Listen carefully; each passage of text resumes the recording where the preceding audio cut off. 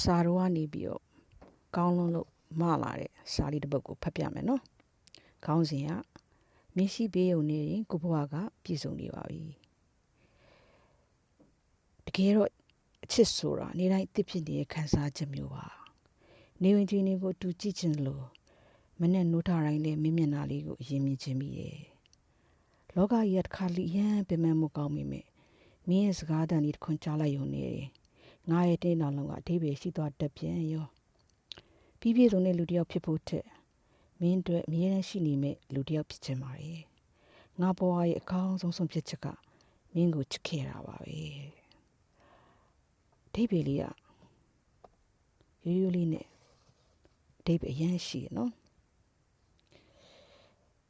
ချစ်သူတိုင်းအတွက်ဖွဲနေစရာမလိုတဲ့အသေးပဲရှိပြီးရိုးရှင်းတဲ့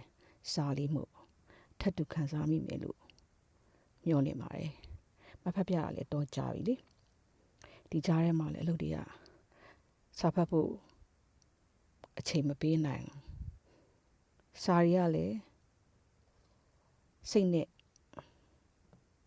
ကိမကိုင်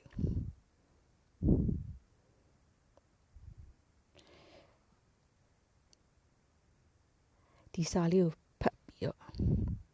တော်တော်သဘောကျသွားတယ်ဘာမှထူးထူးခြားခြားစကားလုံးမပါပဲနဲ့ရိုးရိုးရှင်းရှင်းလေးနဲ့လူတစ်ယောက်ရဲ့ဘဝထဲမှာအဓိပ္ပာယ်ရှိနေပြီးခြင်းတဲ့သဘောမျိုးဆိုတော့အရင်ကောင်းတယ်နော်